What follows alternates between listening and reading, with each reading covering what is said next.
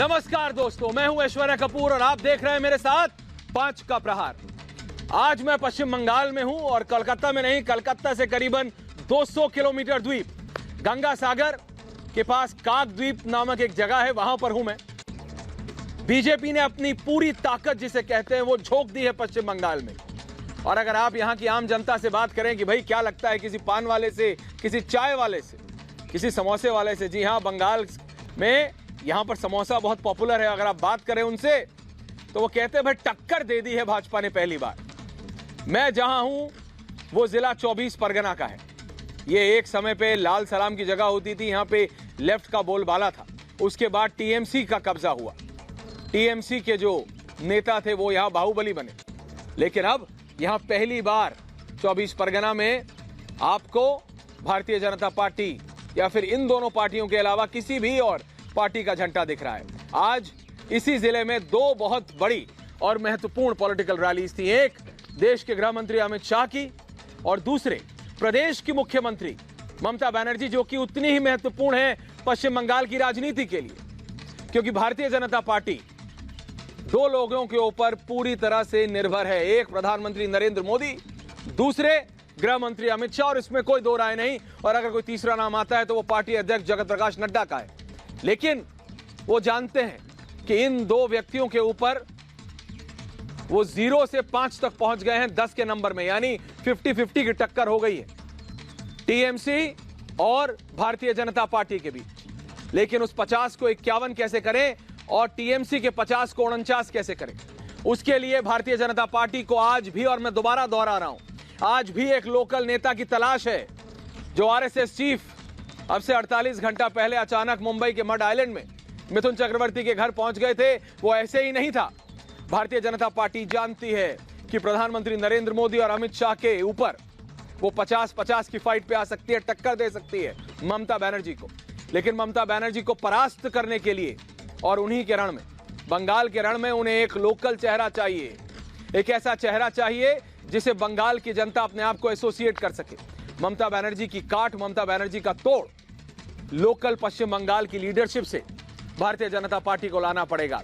कई नेता टीएमसी छोड़कर आए हैं और आज भी लगातार आ रहे हैं। आज भी कई नेता टीएमसी छोड़ के आए हैं। लेकिन ममता बनर्जी जानती हैं, ममता बनर्जी जानती हैं कि आज भी उनका जो अपना जो वोट पुलिंग जिसे कहते हैं ताकत है, उसकी तोड़ भारतीय जनता पार्टी ढूंढ रही है। प्रधानमंत्री नरेंद्र मोदी हफ्ते में 1 बार आ सकते हैं, गृह मंत्री हफ्ते में 2 बार आ सकते हैं, लेकिन एक नेता जो पश्चिम बंगाल की धरती पर रह के ममता बनर्जी को काटने की कोशिश करे या टक्कर देने की कोशिश करे, उसकी तलाश है अभी भी भारतीय जनता पार्टी को। लेकिन आज देश के गृह मंत्री अमित शाह ने रिपब्लिक मीडिया नेटवर्क से, रिपब्लिक भारत से एक्सक्लूसिव बात करते हुए क्या कहा, आइए सुनते हैं पहले और उसके बाद बढ़ेंगे 5 के प्रहार की ओर।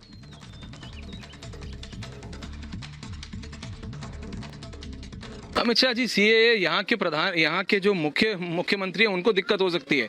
जनता पूछ रही है कि आपने एक रैली में भी अभी थोड़े दिन पहले बोला ये भी शरणार्थी बहुल क्षेत्र है। हाँ, तो इसीलिए ये महत्वपूर्ण हो जाता है। लोग आए हैं, 2-2, 3-3 पीढ़ी हो गई, इनको नागरिकता नहीं मिली। आपने वादा किया है? मैंने आश्वस्त किया है कि बंगाल में सरकार बनते ही हम सीए का कानून ला दिए है। भारत सरकार का कानून है और बंगाल समेत सब जगह वो इम्प्लीमेंट होगा। चलो पलटाई आपने नारा दिया, आप जा रहे हैं, लोग आ रहे हैं, आपने कहा कि निश्चित तौर पर चलो पलटाई हो रहा है। अमित शाह जी, यहाँ परिवर्तन हो रहा है और भारतीय जनता पार्टी 200 से ज्यादा सीटों 200 अमित शाह जी 200 से ज्यादा सीटों के साथ यहाँ पर सरकार बनने जा रही है और प्रचंड बहुमत और मार्जिन भी बड़े बड़े मार्जिन होंगे। इतने बहुमत के साथ हमें चुनाव, ये आप 24 परगना से बोल रहे हैं, और यहाँ पर मोदी जी के नेतृत्व में भारतीय जनता पार्टी की सरकार बनेगी। जनता भी नारा लगा रही है और इससे ममता जी को परेशानी क्या है वो जरा स्पष्ट करते हैं। वो नहीं करते हैं स्पष्ट, मगर करना चाहिए। और मैं उनको बताना चाहता हूं कि जय श्री राम का नारा अब बंगाल के लिए रिलीजियस नारा नहीं है। अच्छा। आपने 10 साल जो तुष्टीकरण की राजनीति यहाँ पर की है, एक वर्ग विशेष को ही तवज्जो देने की राजनीति की है, इसके खिलाफ ये जनाक्रोश है। ये धार्मिक नारा नहीं है, ये प्रतीक है परिवर्तन करने का कि आगे पर बंगाल में सभी धर्मों के लोगों को अपने धर्म मनाने की छुट्टी होनी चाहिए। अब बंगाल बंगाल के अंदर दुर्गा पूजा करने के लिए आपको कोर्ट में जाना पड़ेगा। बंगाल के अंदर वसंत पंचमी करने पर, वसंत पंचमी के दिन सरस्वती पूजा करने पर बच्चों को और टीचरों को मारा जाएगा। क्यों मारा जाएगा? इसका सवाल ममता बनर्जी ने बंगाल की जनता को देना पड़ेगा। और ये जय श्री राम का जो नारा है, ये कोई धार्मिक नारा नहीं रहेगा, बंगाल की जनता के आक्रोश का प्रतिघोष है। और अब उनसे वो चिढ़ेगी, वो स्वाभाविक है, मगर जितनी चिढ़ेगी बंगाल की जनता, इतने जोर से जय श्री राम का नारा लगाएगी और बंगाल की जनता परिवर्तन करने के लिए इतनी ही निश्चय के साथ आगे बढ़ेगी।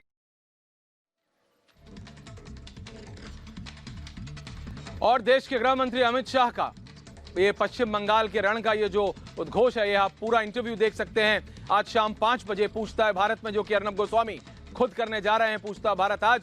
लेकिन 5 का प्रहार शुरू करने से पहले मैं आज आपको एक स्पेशल रिपोर्ट दिखाना चाहता हूं, जिसमें हम आपको बताएंगे कि किस तरह से भारतीय जनता पार्टी, जिसे कहते हैं ना अंग्रेजी में, कोई पत्ता को अनटर्न करने से नहीं छोड़ रही है, कोई मौका नहीं छोड़ रही है ममता बनर्जी को चैलेंज देने के लिए। देखते हैं ये खास रिपोर्ट।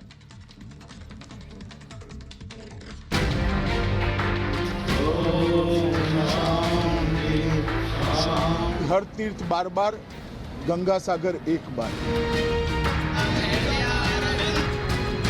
भारत माता की।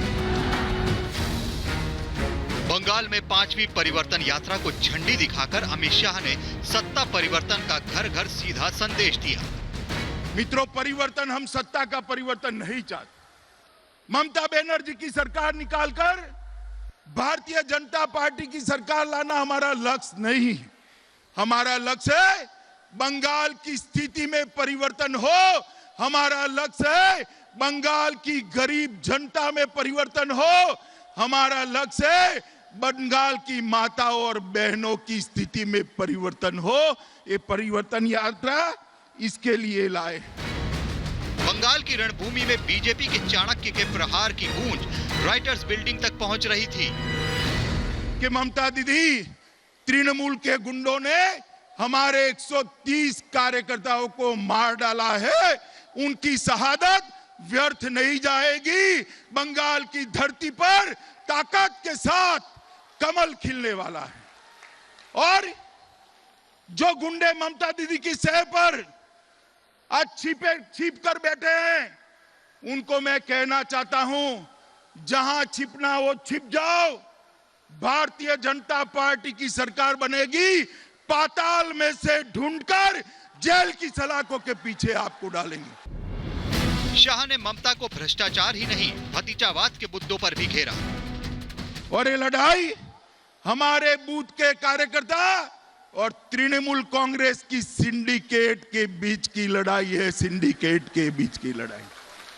ये सिंडिकेट वाले जो है, वो आप लोगों तक आपका फायदा नहीं पहुंचने देते। मोदी जी चावल भेजते हैं, बीच में से ले लेते हैं। मोदी जी अम्फान की सहायता भेजते हैं, बीच में से ले लेते हैं। मित्रों, टीएमसी का एक ही नारा है, भतीजा बढ़ाओ। भतीजे के कल्याण के अलावे टीएमसी के मन में और कोई कल्याण नहीं। दीदी की तुष्टीकरण राजनीति किसी से छिपी नहीं है। शाह ने मंच से जय श्री राम का नारा लगाकर बता दिया कि बीजेपी बंगाल के रण में किसी से डरने वाली नहीं। यहाँ पर जय श्री राम का नारा लगना चाहिए या नहीं लगना चाहिए?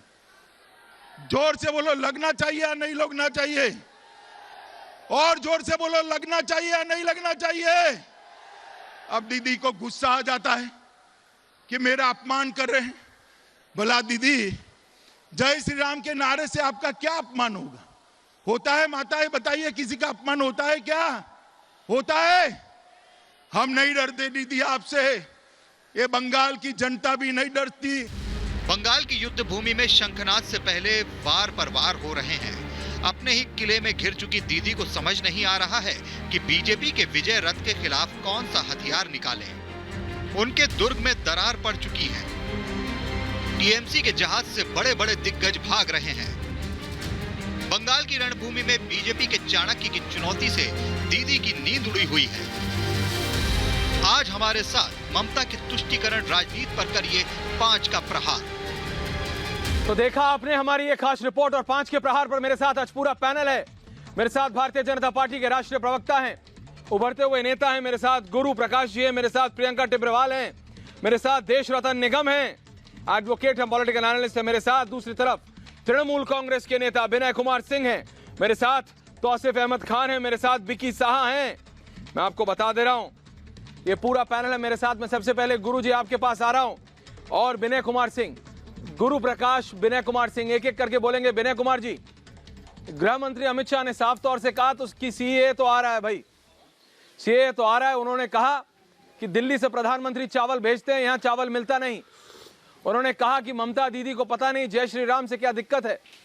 उन्होंने कहा कि ममता दीदी को क्यों प्रधानमंत्री और उनसे जब भी वो आते हैं तो पता नहीं क्या दिक्कत हो जाती है। विनय कुमार जी, बंगाल के रण का बिगुल बच चुका है। मैं आपको बता रहा हूं, परिवर्तन यात्रा तो कई बार शुरू हो चुकी है, लेकिन ये तो चलो पलटाई का नारा दिया है विनय जी, अब उसको अमित शाह कहीं सिरे ना लगा दें। विनय कुमार सिंह, तृणमूल कांग्रेस जी। बंगाल की जनता नरेंद्र मोदी जी के चावल के ऊपर निर्भर नहीं रहती है। पश्चिम बंगाल में सभी के लिए ममता बनर्जी के तरफ से, तृणमूल कांग्रेस की सरकार के तरफ से मुफ्त में राशन मुहैया हो रहा है और अगले साल जून तक, इस साल 2021 के जून तक फ्री में राशन मुहैया सभी के लिए खाद्य साथी के तहत पश्चिम बंगाल में सभी को मिल रहा है। और जब सरकार तीसरी बार चुनकर आएगी पश्चिम बंगाल में ममता बनर्जी की सरकार, तो बंगाल की जनता को आजीवन, सारे जीवन मुफ्त में राशन सरकार देगी। यह वादा है ममता बनर्जी का। और अभी इस साल जून तक फ्री में राशन दिया जा रहा है, जबकि नवंबर में ही फ्री का जो राशन था वह केंद्र सरकार के द्वारा बंद कर दिया गया है। केवल राज्य के द्वारा जो राशन दिया जा रहा है वही पश्चिम बंगाल की जनता को अभी मुहैया हो रही है और आगे भी पश्चिम बंगाल में ममता बनर्जी के तरफ से मुहैया होगी। बात रही परिवर्तन यात्रा की, यह तो रथ की जो यात्रा है, जो रथ के नाम पर जो वातानुकूल गाड़ी जो है, जिसमें सारे महंगे चीजों से सजाया गया है, जो एक 5 स्टार होटल को भी हार मना देगा, ऐसी रथ पे सवार होकर जो शौक से पश्चिम बंगाल में घूमना चाहते हैं वे घूमे। पश्चिम बंगाल की जनता, भारतवर्ष की जनता देख रही है कि रथ के नाम पर कैसे ऐशो आवास और जनता के पैसों का दुरुपयोग भारतीय जनता पार्टी के द्वारा किया जाता है। हम लोग तो रथ के नाम पर जानते हैं। ऐसा हो रहा है क्या गुरुजी? ऐसा हो रहा है क्या गुरु प्रकाश जी? गुरुजी ऐसा हो रहा है क्या? जी हाँ, गुरु प्रकाश जी, भारतीय जनता पार्टी की, आप बताइए ऐसा हो रहा है क्या गुरु प्रकाश जी? टीएमसी के जो, बताइए गुरुजी, एक एक करके बोलेंगे। हाँ बोलिए। टीएमसी के जो हमारे साथी प्रवक्ता हैं, जी बोलिए गुरुजी। हाँ, मैं टीएमसी के जो हमारे साथी प्रवक्ता हैं, बड़े सम्मानित नेता हैं, मैं उनकी बातों को सुन रहा था। देखिए, गुलजार की कुछ पंक्तियां हैं, बेहिसाब हसरतें मत पालिए, जो मिला है उसे संभालिए। पिछले 10 साल में पश्चिम बंगाल की क्या दुर्दशा हुई है ये किसी से छुपा नहीं है। आप लोगों ने socio economic data NITI Aayog से शेयर नहीं किया, क्राइम का डेटा एनसीआरबी से शेयर नहीं किया, जो केंद्र की परियोजनाएं आती हैं उसको आप लोग रोक देते हैं। आपके मन में ये खौफ है, आपके मन में ये डर है, यदि प्रधानमंत्री किसान सम्मान निधि योजना से बंगाल के किसान भाइयों के खाते में 6,000 रुपए चले जाएंगे तो आपको लगता है कि वो मोदी का वोटर हो जाएगा।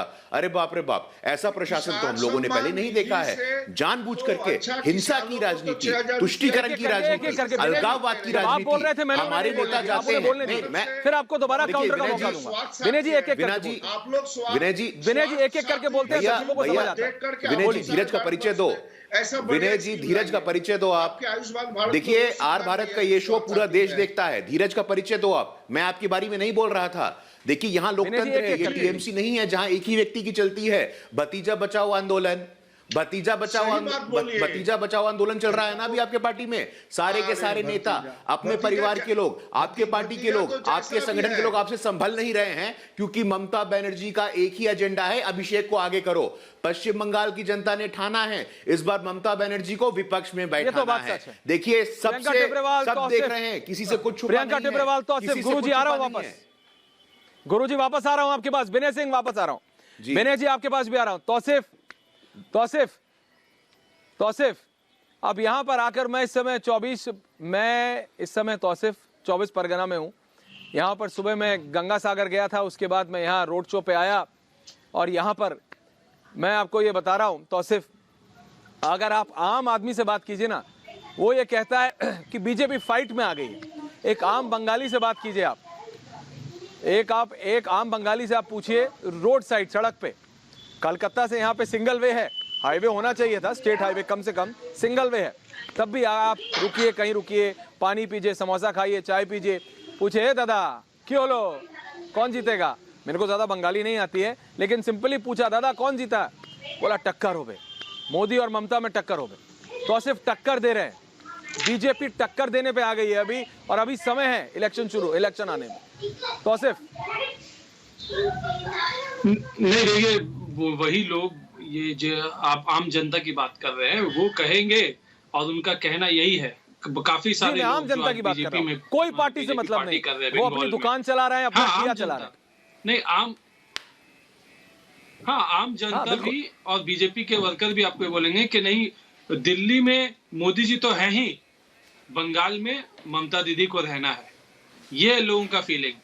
वो कह रहे हैं कि दिल्ली में मोदी जी तो जीत गए। देखिए, मैं अगर आपसे बताऊं तो सिर्फ इसमें एक बात आपकी ये सच है कि ममता बनर्जी की काट, तो सिर्फ मैं सिर्फ आपको एक बात बता दूं, क्योंकि मैं आज ग्राउंड पे हूं, मैं आपको इतना बता दूं कि ममता बनर्जी की काट के लिए, ममता बनर्जी को टक्कर के लिए बीजेपी को अभी भी एक लोकल फ्लेवर चाहिए।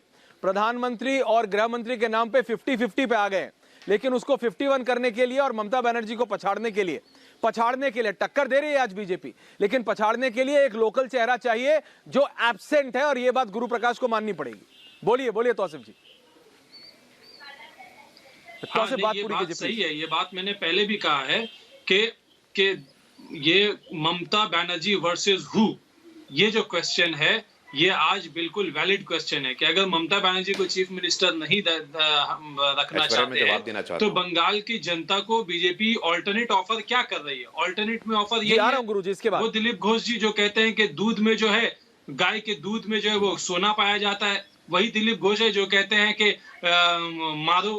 मारो जाकर के तृणमूल को मारो, हमारी सरकार। ये देखिए, हिंसा वाली जो बात है, आप इस बात को जरूर ध्यान रखिए कि बड़ा दुख होता है कि अमित शाह जी आज आए, आज उन्होंने बात की, लेकिन उन्होंने इस बात को एक छोटा सा भी अगर वो बात कह देते कि बीजेपी के नेताओं को कि आप अपना भड़काऊ भाषण देना बंद करो, तो शायद उसका उन्हें कुछ लाभ होता। लेकिन ये बंगाल की जनता इस बात को बहुत कीनली देख रही है कि बंगाल की जनता सुनना चाहती है बीजेपी के बड़े नेताओं से, गृह मंत्री से, कि आप कंडेम कीजिए बीजेपी के नेता जो इस तरह के भड़काऊ भाषण दे रहे हैं। प्रियंका टिब्रेवाल, बताइए कि आप भी मानती हैं कि बीजेपी में एक लोकल फेस की कमी है? पीस लविंग है। प्रियंका टिब्रेवाल, बताइए, बीजेपी प्रधानमंत्री और अमित शाह के नाम पे 50-50 पे आ गई है, इसमें कोई दो राय नहीं। सोच है। अगर 24 परगना में आम आदमी बोल रहा है कि भाई टक्कर दे रही है भाजपा, जब ये कहते लेकिन हराने के लिए आपको एक लोकल चेहरा चाहिए। प्रियंका जी, देखिए, मैं आपको कहती हूँ कि पार्टी में अगर कोई भी ऐसा आता है जो पश्चिम बंगाल का धरती पुत्र हो या पश्चिम बंगाल से जिसका सरोकार हो और जिसका दामन साफ हो, तो हमें उन्हें लेने में कोई ऐतराज नहीं। मगर इसके बावजूद जो ये कहते हैं कि तृणमूल में सिर्फ एक ही चेहरा है ममता बनर्जी का, तो ये बहुत ही गलत बात है, झूठी बात है। देखिए, कुछ सालों पहले तक ये ममता बनर्जी की होर्डिंग्स के नीचे खुद लिखते थे ममता बनर्जी सत्यता का प्रतीक, वो लिखना इन्होंने खुद ही बंद कर दिया है, क्योंकि पूरी पार्टी जो है वो चोरों से भरती है, पूरी पार्टी जो है वो तोलाबाजी करती है, पूरी पार्टी जो है वो तुष्टीकरण करती है, पूरी पार्टी जो है वो तानाशाही करती है। तो ये सब कुछ लोगों ने देख लिया है, शायद यही रीजन है कि अब इनकी पार्टी में से जो अच्छे भले लोग हैं वो सब छोड़ करके चल दिए। मगर उसको एनालाइज करने की जगह, उसको इंट्रोस्पेक्ट करने की जगह ये जो है अपने एरोगेंस में है, अपने घमंड में है, और घमंड तो साहब रावण का भी नहीं टिका था, तो इनके घमंड की क्या हैसियत है। दूसरी बात, पश्चिम बंगाल की माटी को लहो लोहान किया है टीएमसी सरकार ने। मैं कहती हूँ जो सरकार स्टेट में है, लॉ एंड ऑर्डर उसका सब्जेक्ट है। यहाँ मंत्री सुरक्षित नहीं, यहाँ एमएलए सुरक्षित नहीं, यहाँ नेता अपोजिशन के सुरक्षित नहीं, तो ये सरकार कर क्या रही है? पुलिस की है क्या कार्रवाई होती है? देखिए, 2019 में रेलवे की लाइन्स पर जिस तरह से लोहा बिछा दिया गया था, जिस तरह से 80 करोड़ से ज्यादा का जो यहाँ पर नुकसान हुआ था रेलवे को। ये कौन बोल रहे हैं? कौन बोल रहे हैं? विनय कुमार सिंह जवाब दे रहे हैं। इसको देखेगी, कौन जवाब दे रहे हैं? विनय कुमार सिंह। सीआईडी ने क्या किया? मैं विकी शाह बोल रहा हूँ। एक चीज मैं प्रियंका जी आपको बोलना चाहता हूँ कि हाँ विकी साहब बोलिए। विकी जी जवाब दीजिए प्रियंका टेबरेवाल को, क्या बोल रहे हैं आप? हमारे खुल के बोलिए ना विकी जी, ये मुंह में मत बोलिए, खुल के बोलिए। अरे खुल के नहीं बोल रहे, आप बोलने का मौका दीजिए ना। जब बीजेपी वाले बोलते हैं आप लोग का जुबान बंद रहता है, हमारे साथ बोलने का मजा आता है, तो बोलने दीजिए ना। साहब पूरा बोलिए, ऐसा नहीं, खुल के बिल्कुल बाबुलम। प्रियंका जी को यही बोल रहे हैं कि प्रियंका जी देखिए हमारे पार्टी में अभी तक जब तक हमारा गवर्नमेंट अच्छा एक एक करके प्रियंका जी विरोधी है, प्रियंका जी वहाँ पे विरोधी है, लेकिन हमारे पिछले वाले जमाने में सीपीएम जमाने में विरोधी नहीं थे। आपका जहाँ जहाँ पे गवर्नमेंट है, यूपी बोलिए बिहार बोलिए, वहाँ पे विरोधियों से आप लोग कैसा ताल्लुकात करते हो? आप लोग वहाँ पे विरोधियों को कितना सम्मान देते हो? और यहाँ पे आप देखो, आप खुलेआम हमारे नेत्री के बारे में उल्टा सीधा बोल रहे हो, फिर भी हम लोग आपको देश रतन निगम जी जवाब देंगे। मीठे मीठे बोल रहे हैं, इतने अच्छे बात आपको बोल रहे हैं, लेकिन इतना अच्छा बात आपको बोलना नहीं चाहिए। लेकिन ये हमारा दुर्भाग्य है कि हमारे नेत्री जो है वो हमारा दोनों हाथ को बांध के रखते हैं, नहीं तो 10 मिनट समय लगता, सबका बोलती बंद हो जाता। बात वो नहीं है, लेकिन बात ये है क्या मैं इस बात का जवाब जरूर देना चाहूंगी। ये बात इन्होंने दीजिए ना, कोई प्रॉब्लम का बात नहीं है, क्योंकि देखिए आप लोग बोलते जाएंगे भाई। अपने पार्टी वर्कर्स को कह रही थी कि तुमने चोरी कर ली, तुमने नहीं जवाब एक एक करके, ऐसा नहीं, आप बात पूरी करेंगे उसके बाद बोलेंगे। जवाब दीजिए, आप बात घुमाएंगे मत। प्रियंका जी हम सीधा आपको क्वेश्चन कर रहे हैं, आप जवाब दीजिए कि क्यों एक ममता बनर्जी के लिए, ममता बनर्जी के लिए आपको आप लोगों को पूरा संसद भवन उठा लाने का प्रयोजन क्यों पड़ रहा है? एक ममता बनर्जी के लिए प्रधानमंत्री आ रहे हैं, हमारे देश के केंद्रीय मंत्री आ रहे हैं, राष्ट्र मंत्री आ रहे हैं, एक से बढ़कर एक आपके भाजपा नेता आ रहे हैं, उनसे काम नहीं बना। हमारे सरकार ने, हमारे पार्टी ने जिन को अपने पार्टी से निकाल दिया, उनको आप पकड़ के एक एक करके प्लीज एक एक करके जा रहे हैं। देश रतन निगम देश रतन निगम जी, देश रतन निगम जी विनय सिंह, देश रतन निगम विनय सिंह, जो पार्टी में देश रतन निगम विनय सिंह। विकी देखिए मैं बड़ा साफ देश रतन निगम विनय सिंह, देश रतन जी, विनय सिंह आपको बहुत टाइम मिल गया, आप थोड़ा रतन जी मैं सिर्फ आपसे इतना कह रहा हूँ, एक आप सिर्फ मेरा सवाल सुन लीजिए, और ये मेरा आप सबसे निवेदन है, एक एक करके सुनेंगे। सिर्फ एक सवाल जी, सिर्फ मेरा एक आपसे सवाल है। ममता बनर्जी का ये काउंटर रहता है कि भाई प्रधानमंत्री हफ्ते में एक बार आ जाएंगे, 15 दिन में एक बार आ जाएंगे, गृह मंत्री हफ्ते में 2 बार आ जाएंगे, हफ्ते में 3 बार आ जाएंगे। बंगाल को एक ऐसा चेहरा चाहिए बीजेपी से जो बंगाल में रह के ममता बनर्जी को टक्कर दे, और ये एक असलियत है।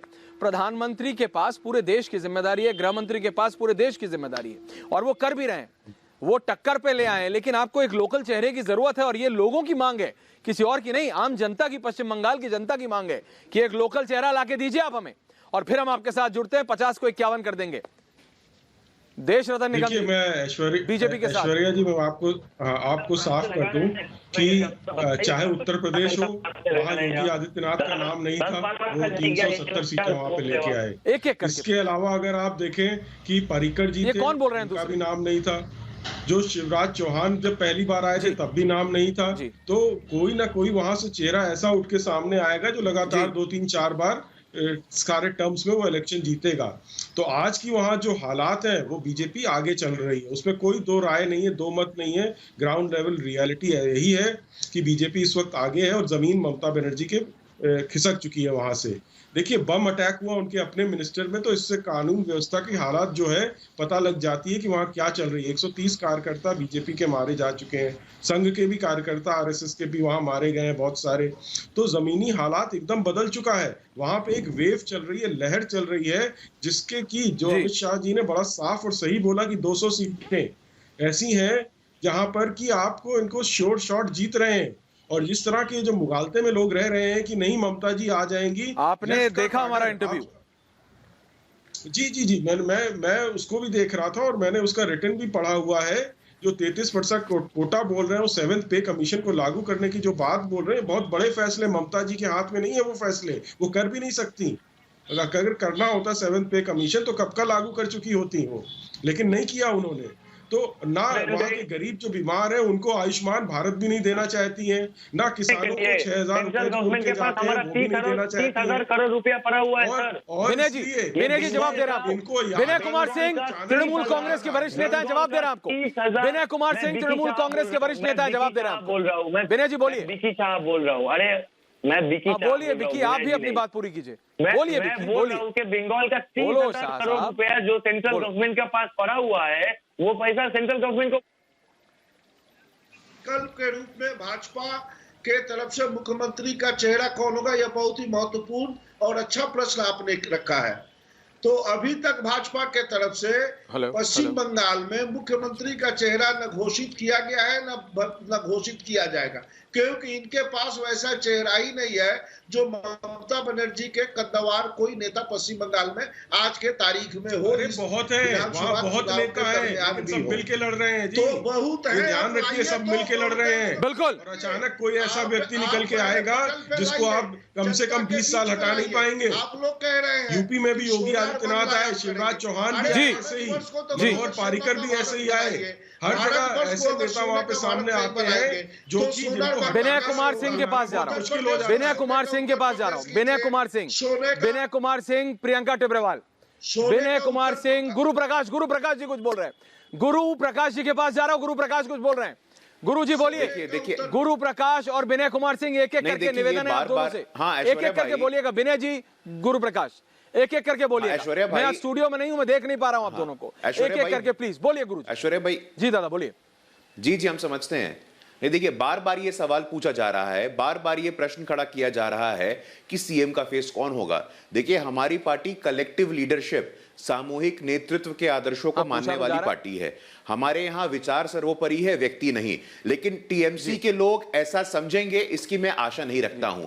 टीएमसी में जब तक टीएमसी पार्टी बनी है, टीएमसी का इतिहास उठा के देख लीजिए, तब से एक ही व्यक्ति उस पार्टी का राष्ट्रीय अध्यक्ष है। उस पार्टी में आंतरिक लोकतंत्र नाम की कोई चीज नहीं है। तो कलेक्टिव लीडरशिप की अंडरस्टैंडिंग की अपेक्षा रखना नाइंसाफी होगी। जब आज की तारीख में ममता दीदी ने एक ही एजेंडा बना लिया है अपना कि किस प्रकार अभिषेक को अपने उत्तराधिकारी के रूप में स्थापित करे। अरे महाराज, जितना आप लोगों ने शक्ति हम लोगों के ऊपर फोकस किया है, यदि पश्चिम बंगाल की जनता पे किया होता, यदि अपनी पार्टी को संभालने को किया होता, यदि अपने कुनबे को संभाल करके रखने को किया होता, तो आज ये दुर्दशा नहीं होती।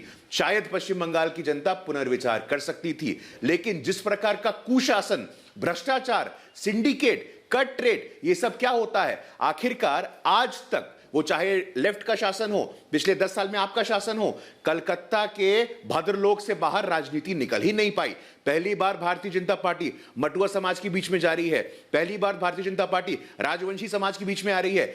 दलितों की बात, वंचितों की बात, सीमांत समाज की बात, बैकवर्ड समाज की बात पश्चिम बंगाल में कौन कर रहा है महाराज? वो भारतीय जनता पार्टी कर रही है। आप मुझे बताइए विनय कुमार सिंह, आप मुझे बताइए विनय कुमार सिंह वाले हम लोग हैं। विनय कुमार सिंह,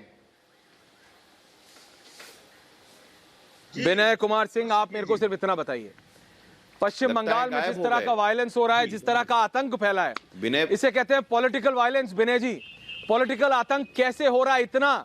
अरे कहीं बम फट जा रहा है, किसी को मार दिया जा रहा है, किसी को सरेआम मार दिया जाता है, ये हो क्या रहा है विनय जी?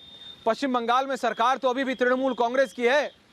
इस तरह का पॉलिटिकल वायलेंस मुझे नहीं याद पिछले 2 से 3 दशकों में किसी और राज्य में हुआ हो। विनय जी, विनय जी, कैसे होने दे रही है आपकी सरकार ये? पहले गुरुजी के इस स्तर का पॉलिटिकल वायलेंस, हमारी सरकार इस चीज को पनाह नहीं देती है। ये वायलेंस जो है टोटली भाजपा के तरफ से हो रहा है। वायलेंस भारतीय जनता पार्टी का मूल जो है सो, अरे भैया हमारे कार्यकर्ता मारे गए हैं, कुछ तो शर्म करो, कुछ तो शर्म करो। 130 कार्यकर्ता हमारे मारे गए हैं, बच्चे अनाथ हुए हैं, महिलाएं विधवा हुई हैं। आत्ममंथन करो, माफी मांगो। और जैसा कि आज केंद्रीय गृह मंत्री ने कहा है, ये सारे के सारे हत्यारे, ये सारे के सारे अपराधी यदि पाताल में भी छिपे होंगे, उनको निकाल करके लाएंगे और इंसाफ होगा उन परिवारों के साथ। साथ, हमारे शहीद कार्यकर्ताओं के परिवार के साथ इंसाफ होगा। आप चाहे जिस जेल में छुप जाओ, आप चाहे पाताल लोक में छुप जाओ, हम खींच के लाएंगे और न्याय करेंगे। आप हम पे आरोप लगाते हैं, आप हम पे आरोप लगाते हैं। आप किस नैतिक अधिकार से ये बात कर रहे हो? हमारे 130 कार्यकर्ता मारे गए हैं, हमारे राष्ट्रीय अध्यक्ष के काफिले पे हमला होता है, हमारे बड़े बड़े नेताओं पे आप आक्रमण करते हो।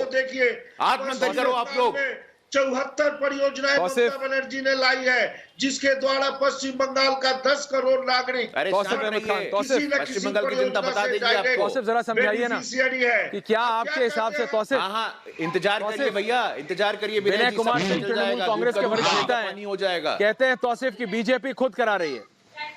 गुरु प्रकाश बीजेपी के प्रवक्ता हैं प्रियंका टिब्रेवाल, वो कहते हैं 130 से ज्यादा बीजेपी के कार्यकर्ता और नेता मारे गए हैं। तो जरा बताइए तौसिफ, कैसे बीजेपी क्या अपने ही काडर के ऊपर वार करवा रही है? तौसिफ, क्या आप ये कहना चाह रहे हैं? तौसिफ अहमद खान, देखिए अब तौसिफ जी, मुर्शिदा, मैं आपको स्पेसिफिक एग्जांपल जरा समझाइए। मुर्शिदाबाद में, हाँ बताइए, पूरा स्पेसिफिक आपको एग्जाम्पल बताता हूँ। मुर्शिदाबाद में 1.5 साल पहले किसी एक व्यक्ति का हत्या कर दिया गया, उसके परिवार का भी हत्या कर दिया गया।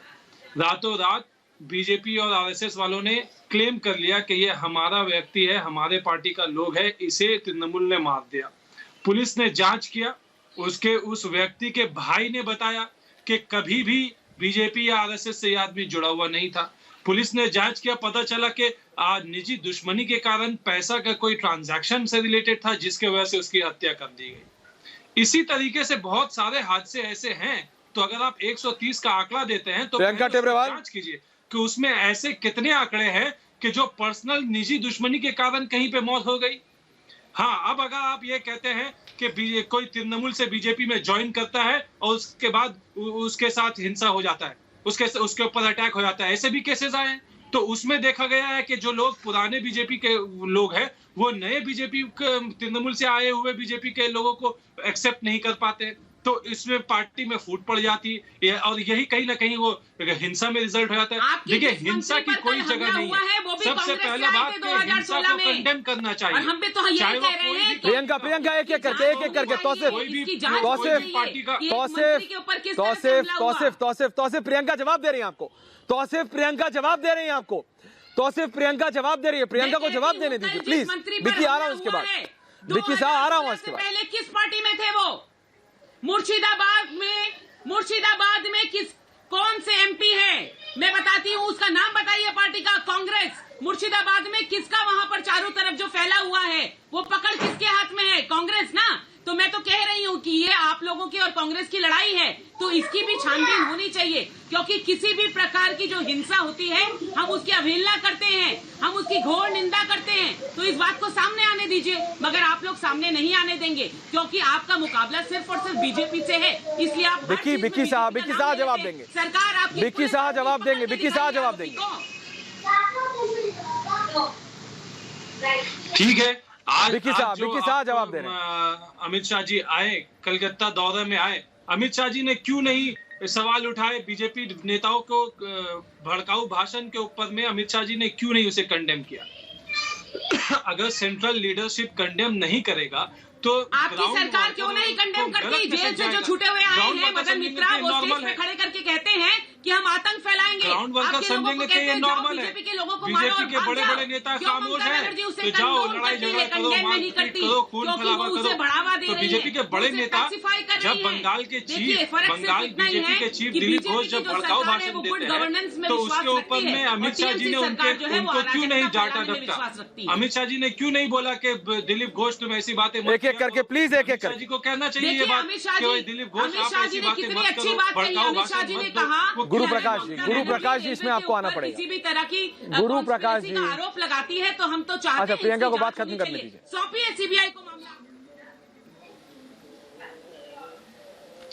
नहीं, सीबीआई को सौंपिए, ये अलग। गुरु प्रकाश जी सीधा इल्जाम लगाया जा रहा है बीजेपी के ऊपर। जी गुरु जी, सौंपने की बात है, ठीक है, लेकिन आप कैसे गुरु नहीं, देखिए ऐसा है अभी इनके एक प्रवक्ता हैं, वो कह रहे थे कि इनके हाथ बंधे हुए हैं। अरे भैया, क्या धमकी दे रहे हो क्या? हाँ। एक और व्यक्ति धमकी देता था हैदराबाद में, क्या स्थिति हुई देख लो। धमकी दे रहे हो क्या? पूछिए जरा। दीदी ने आपके हाथ बांध पूछिए के जरा। रखे हैं, हाथ खोल देंगे तो क्या करोगे आप? हाँ, हाथ खोल देंगे तो क्या करोगे आप? बताओ जरा। मैं चेतावनी दे रहा हूं आपको, क्या करोगे हाथ खोल देके? ये राष्ट्रीय टेलीविजन पे ऐसी भाषा का उपयोग करोगे आप? शर्म नहीं आती आपको? लोकतंत्र में रहते हो, लोकतंत्र में रहते हो। हमारे पार्टी के नेता वहां जाते हैं चुनाव प्रचार करने, वहां डायमंड हार्बर, तो उन पे आक्रमण हो जाता है। तब आपके सांसद कहते हैं सौगत रॉय कि डायमंड हार्बर जाने की जरूरत क्या थी?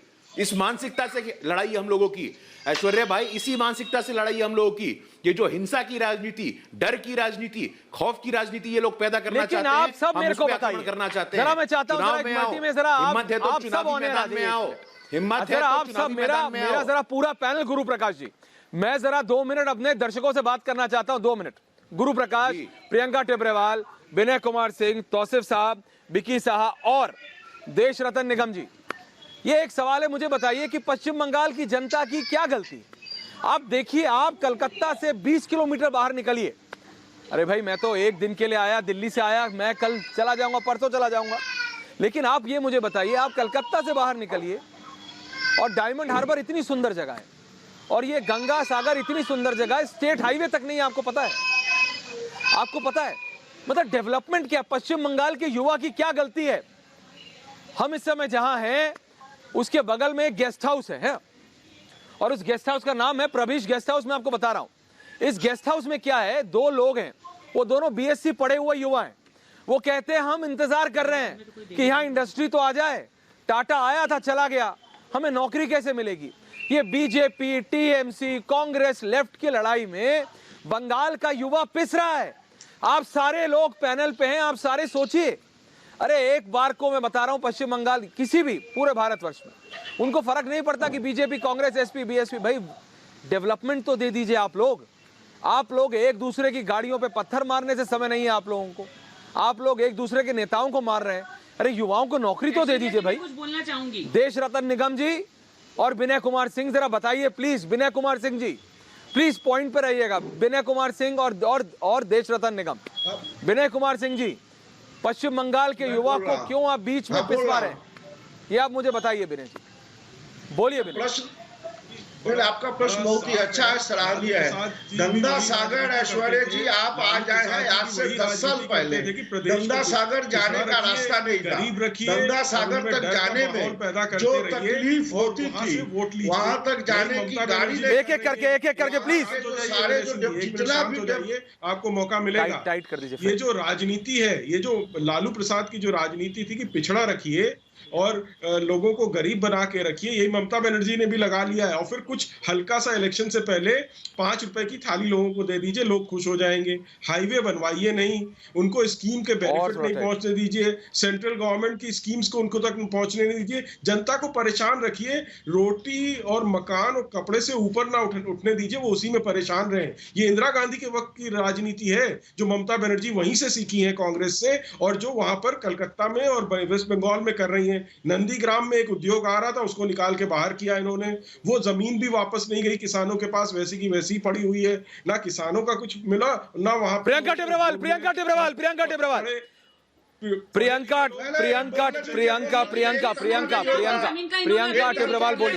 प्रियंका टेब्रेवाल कि ममता बनर्जी। ओके ठीक। विनय जी बोलिए। अच्छा विनय कुमार सिंह, आप अपनी बात पूरी कीजिए। प्रियंका प्लीज रुकिए। विनय कुमार सिंह बात पूरी कीजिए, समय कम है लेकिन बात आप अपनी पूरी कीजिए। चलिए बोलिए। प्रियंका जी रुकिए। विनय कुमार सिंह बोलने दीजिए। बोलिए विनय कुमार सिंह, मुझको मौका दिया। निगम जी को शायद पता नहीं है, और अगर पता भी है तो वो उस चीज को दरकिनार करना चाहते हैं कि भारतवर्ष में सड़क निर्माण योजना में, ग्रामीण सड़क निर्माण योजना में पश्चिम बंगाल का स्थान प्रथम है। इतना सड़क निर्माण कहीं नहीं हुआ है। गंगा सागर शायद आप लोग आज के पहले कभी नहीं देखे थे, जो गंगा सागर की स्थिति क्या थी। 10 वर्ष पहले गंगा सागर जाने में कितनी मशक्कत थी। ममता बनर्जी की सरकार बताइए ना, उसमें कितने हजार किलोमीटर प्रधानमंत्री सड़क योजना की बनी हुई है। मैंने नहीं बोला, आपके बीच में अरे बताइए ना। हम बोले नहीं है। प्रियंका टिब्रेवाल 30 सेकंड। प्रियंका टिब्रेवाल समय कम है 30 सेकंड। समय कम है 30 सेकंड। 30 सेकंड। प्रियंका 30 सेकंड और फिर मेरे को समाप्त करना। फार्मर्स की छाती पर पैर रख करके आए थे और उस जमीन की ऐसी हालत कर दी अपनी जिद में कि आज वो जमीन उपजाऊ भी नहीं रही है। एक इंडस्ट्री बताइए जिसका रिबन ममता बनर्जी ने काटा हो 10 सालों में। बिल्कुल। एक इंडस्ट्री नहीं आई, एम्प्लॉयमेंट नहीं है। और यहाँ पर जो कर्ज देखिए आप सब चिल्ला रहे हैं, मैं सिर्फ आप सबसे एक बात कहना चाहता हूँ। गुरु प्रकाश जी, समय कम था मेरे पास आज। गुरु प्रकाश, प्रियंका टिब्रेवाल, विनय कुमार सिंह, देश रतन निगम, विकी साहा और तौसिफ, आप सबसे मेरा सिर्फ इतना ही एक निवेदन है। आप एक दूसरे को फिगर्स पे काउंटर देना चाहते हैं दीजिए, लेकिन पश्चिम बंगाल के युवा की जो उनकी उम्मीदें हैं उस पे खरे उतरिए। यही प्रजातंत्र, यही लोकतंत्र का नियम है। बंगाल के युवा, मैं आपको बता रहा हूं, फड़फड़ा रहा है, उसको विकास चाहिए। मैं सिर्फ सड़कों की बात नहीं, कंपनियां, नौकरियां, security, law and order situation, सारी चीजों की बात कर रहा हूं। प्लीज आप सब, एक बार बता रहा हूं, मैं आपको सच बता रहा हूं, आप उतरिए सड़क पर। वो बीजेपी, कांग्रेस, लेफ्ट, टीएमसी सब भूल जाएगा। उसको सिर्फ विकास चाहिए। 5 के प्रहार पर इतना ही। आप सबका बहुत बहुत धन्यवाद। कई मजा आएगा। मेरे साथी लेकर आ रही हैं महाभारत ब्रेक के बाद।